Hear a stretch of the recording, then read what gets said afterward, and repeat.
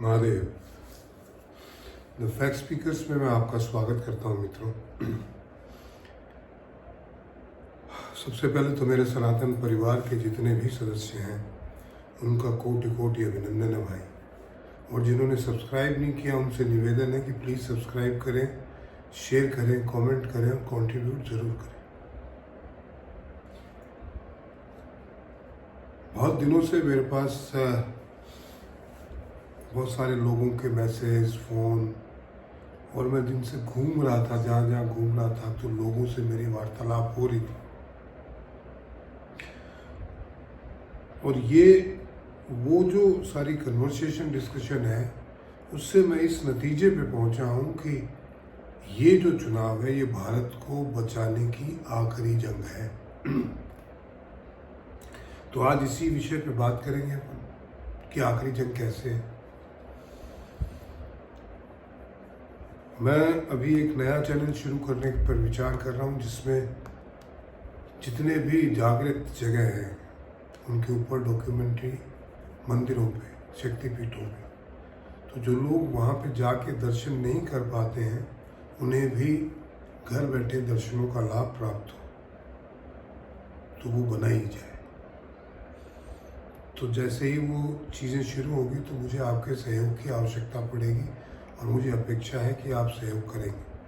अब बात करते हैं ये चुनाव आखिरी जंग क्यों है भारत को बचाने की।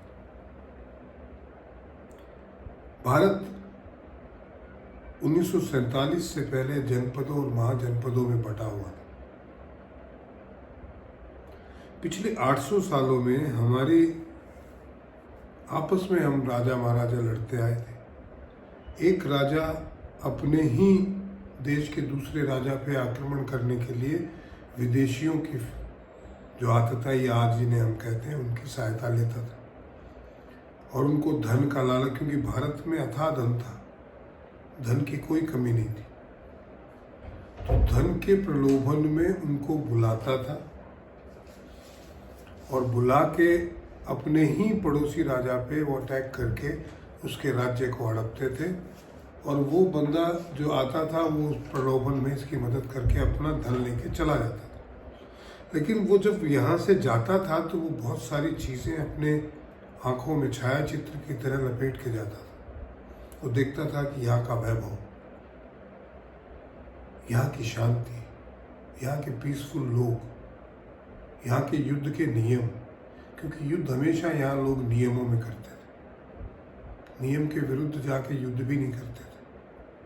और यहाँ के लोगों की सच्चाई, तो उसे अपने वहाँ से इसकी विवेचना करता था कि वहाँ ऐसा नहीं है। वहाँ तो एक आदमी, आस पड़ोस के लोग एक दूसरे को लूटने खटोसने पे चले होते हैं, किसका क्या हड़प ले। और ऐसे में यहाँ पे अगर वो अच्छी तादाद में,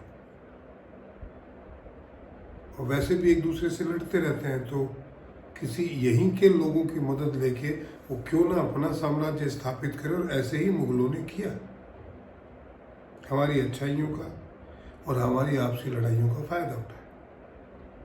वही नीति फूट डालो राज करो अंग्रेजों ने अपनाई।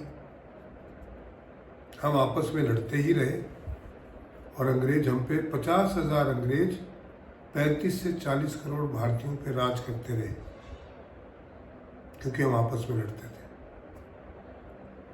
वही नीति कांग्रेस पार्टी जो एक अंग्रेज ने खड़ी की थी उसने अपनाई। वो भी आपस में कभी दक्षिण और उत्तर, कभी हिंदू मुसलमान। और अब वो राजाओं महाराजाओं की लड़ाई खत्म हो गई तो हिंदू मुसलमान और दक्षिण उत्तर, द्रविड़ आर्यन, ये लड़ाइयाँ, और जात पात, ब्राह्मण शूद्र वैश्य, है ना, अति पिछड़ा पिछड़ा, इस तरीके से बांट के लड़ाइयाँ निरंतर करवाते रहे, एक दूसरे के विरुद्ध भड़काते रहे और हम भड़कते रहे, हम उनके उस नैरेटिव का पार्ट बनते रहे। 2014 में एक ऐसे व्यक्ति को प्रधानमंत्री चुना हमने, क्योंकि हम उकता गए थे, तंग आ गए थे। हमें उस बात का आभास होने लगा था कि इस देश में अपने आप को हिंदू कहना गुनाह हो गया है, अपराध हो गया है। तब हमारी थोड़ी चेतना जागी और हमने एक राष्ट्रवादी व्यक्ति को प्रधानमंत्री बनाया।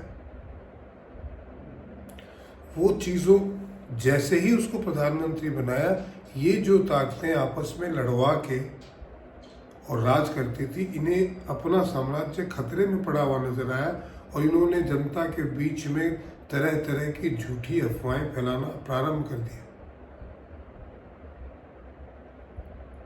हम में से बहुतायत में उनके लपेटे में नहीं आए, पर फिर भी 30 से 40% फिर भी उनके लपेटे में थे, क्योंकि उनकी स्वार्थ सिद्धि उनसे होती थी। 20% की स्वार्थ सिद्धि होती थी, बाकी 20% को वो बरगला ही लेते थे। पर ज्यादातर लोग जो अब 40-60 के रेशियो में फिर से उनकी मोदी जी की सरकार आई, अब ये और भयभीत हो गए कि अगर तीसरी बार मोदी आ जाता है तो हमारा अस्तित्व ही खत्म हो जाएगा। तो ये और उपद्रव करवाने के लिए अभी लालायित है, देश ही नहीं विदेश के सारे लोग, क्योंकि उनका फायदा इनसे होता था। वो मनचाहा इनसे कांटेक्ट लेते थे। अगस्ता वेस्टलैंड 5,000 रुपए की डील है, 5,000 करोड़ की, उसमें 2,500 करोड़ कमीशन है और 250 करोड़ दलाली है, तो डील तो आधे से कम की है। जितने पहले बोफोर्स घोटाला हुआ और हर चीज के अंदर घोटालेबाजी थी, उनका काम चल रहा था। 20% मुसलमान एक साथ आ जाते थे और बाकी जो 80% है उनको इस तरीके से डिवाइड करते थे कि इनको इनके वोट मिल जाए और ये अपनी सरकार कैसे जैसे करके बना ले। इनका विखंडन होना शुरू हो गया था 1998 से। ये चीजें कमजोर होनी शुरू हो गई थी, पर फिर भी देखिए कि वहां से लेके 98 से लेके 24-26 साल ये आज भी उस नैरेटिव को पकड़ के हमको डिवाइड करने का भरसक प्रयत्न कर रहे हैं और हम में से बहुतायत में होते भी हैं, जिसका संकेत है कि कुछ राज्यों में कांग्रेस की सरकार पुनः आई, कोई न कोई ऐसा बखेड़ा खड़ा कर देते हैं और इनके पास इसमें इनको महारत हासिल है बखेड़ा खड़ा करते ही।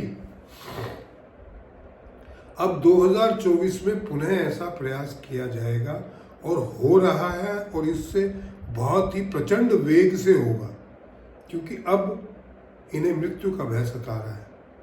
अब इन्हें लग रहा है कहीं भारत हमारे चंगुल से आजाद हो गया तो फिर हमारे चंगुल में नहीं आने वाला, उत्तरोत्तर तरक्की करेगा। तो इसलिए मेरा आपसे निवेदन है कि ये भारत को आजाद, इनके चंगुल से आजाद करने की आखिरी लड़ाई है। इस बार आपने इनको मतलब प्रचंड बहुमत से बाहर फेंक दिया तो ये अगले 25-30 सालों तक ये ताकतें भारत को तोड़ने की या सनातन धर्मियों को तोड़ने का प्रयास करने के काबिल नहीं रहे। तो मेरा आपसे पुरजोर निवेदन है कि इन्हें एक धक्का दीजिए,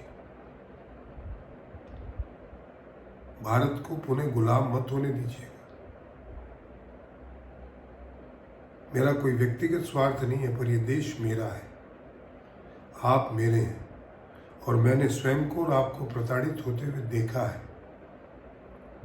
तो आपसे निवेदन है कि आप इस बार इन्हें मौका मत दीजिएगा। आज के एपिसोड में इतना ही। प्लीज़ सब्सक्राइब कीजिए, शेयर कीजिए, कमेंट कीजिए और कंट्रीब्यूट जरूर कीजिए। महादेव।